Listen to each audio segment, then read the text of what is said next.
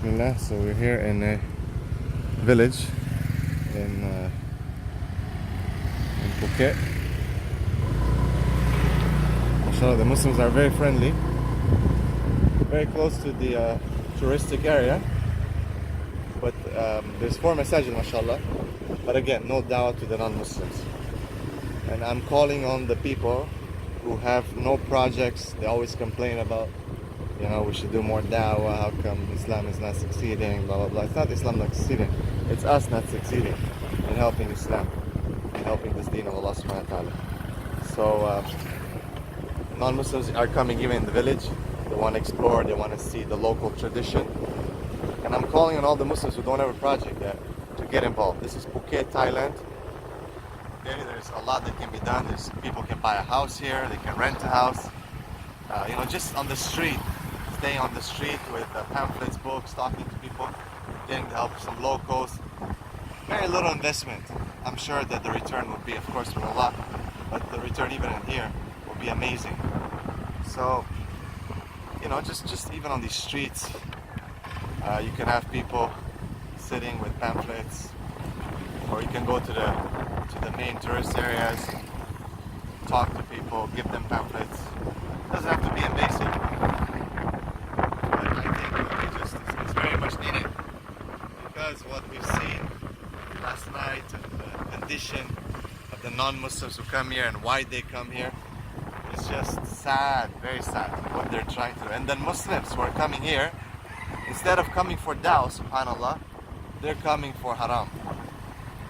And the Imam of the mosque kind of hinted some things to me. He didn't know I was married. Once I told him I'm married, he calmed down. But basically, the Muslims are coming here, the young Muslims, Arab Muslims, coming here, a'udhu billah, to commit zina. And instead of coming here to spread the deen of Allah in this Muslim area in the first place, and the non-Muslims are coming here, and they're getting inside the village as well. They love to experience different cultures, to wear the clothes, to see the local food, the local customs. So it's like the fish is coming to you. You don't even have to put the net out. It's just coming to the shore. You just have to pick it. But if we don't, how are we going to stand in front of Allah subhanahu wa ta'ala the day of judgment with all these people that we could have saved, all these people that we could have talked to, all these people that we could have warned? How dare we sit on the day of judgment in front of Allah subhanahu wa ta'ala? Non-Muslims everywhere, checking out things, they're just enjoying the haram. But this is very sad. We need to do something. It's a responsibility. The Prophet ﷺ told us, بَلِّغُوا عَنِّي وَلَوْ آيَةً. All we have to tell them is قُلْ هُوَ اللَّهُ أَحَدٌ. Right? We need to spread this with the rest of the world. If we don't, we have failed our message. And if we don't tell people, educate them about Islam, the more ignorant they're going to get, and the more atrocities they're going to commit against the Muslims. People always complain the Muslims are the terrorists, Iraq, Afghanistan, Pakistan, so on and so forth. And when we actually look at the statistics, when we actually look at what goes around, who the perpetrator is, the main wars that are being now fought, the political instability, the financial instability in the world, which system has caused it, and we find out who is the problem. As Allah says in the Quran, وَإِذَا قِيلَ لَهُمْ لَا تُفْسِدُوا فِي الْأَرْضِ قَالُوا إِنَّمَا نَحْنُ مُصْلِحُونَ أَلَا إِنَّهُمْ هُمُ الْمُفْسِدُونَ وَلَكِنْ لَا يَعْلَمُونَ وَلَكِنْ لَا يَشْعُرُونَ الآية. So,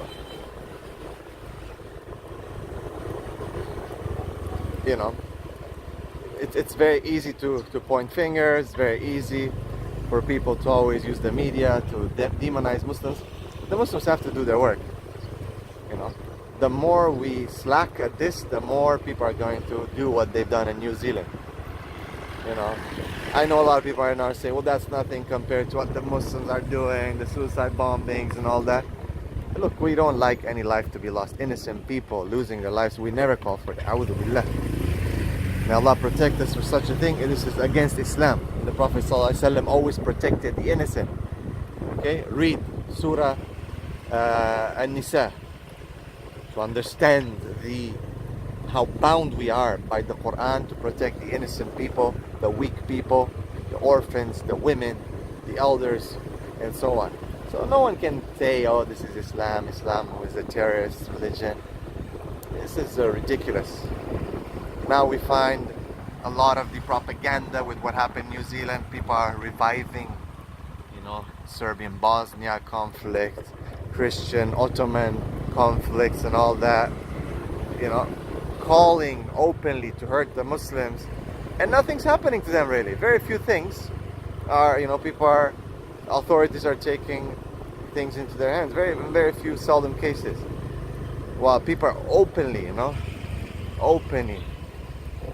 talking against Muslims and calling others to hurt the Muslims. But it's the Muslim responsibility all over the world to educate people about Islam. And even if people are not going to accept Islam and join us, but at least they'll know what Islam is all about. And they won't be so ignorant as to hurt us or to do these kind of atrocities, you know what I mean? And don't compare to me what goes around in Iraq and Afghanistan, war-stricken countries, decades, if not more, of war, invasions, by Western invasions. Don't compare to me to New Zealand, which is supposed to be a peaceful country, where so-called, our brothers and sisters, Muslims, took refuge. And again, they didn't run from necessarily from Muslim countries. They ran from because their Muslim countries were being invaded and there was war. Okay, and this is a long discussion as to why they left their countries and the validity of that or not. In the end of the day, these people thought that if they're going to this peaceful country, everything will be fine. They'll be okay. They'll be protected. It's freedom, supposedly. This concept of freedom everyone talks about. But in the end of the day, nothing like that happened. Okay, they're basically slaughtered by bullets.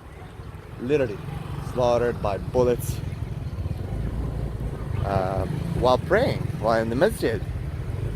Not in a war-stricken country, not being, in a war zone, not under economic sanctions or problems, but in a country where people brag of the safety and freedom that they have to practice their religion and so on.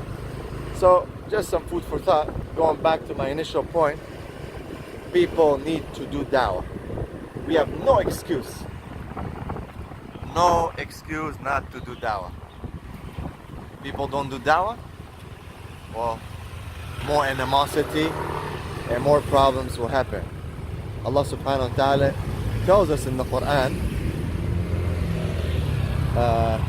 that He has made us into tribes and nations.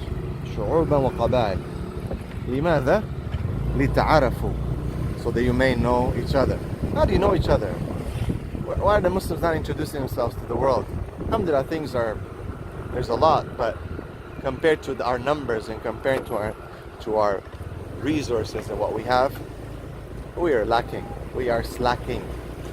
So لتعارفوا, we need to introduce ourselves, and by introducing ourselves, we're doing dawah. We're telling people this is Islam. That's what you should be doing. Come to Islam. So brothers and sisters, again, we can start here. I'm busy. I'm doing my Romanian project. I'm focusing on Romania. Everyone should be focusing on certain things. But I think other people can come here to Phuket, Thailand, and invest some time, invest some money, buy a place, rent a place, do dawah, organize things, strategic, not just let's go and have fun, and let's check out things, do dawah. No, proper follow-up, proper organization, proper things. Inshallah. Jazakumullah khair.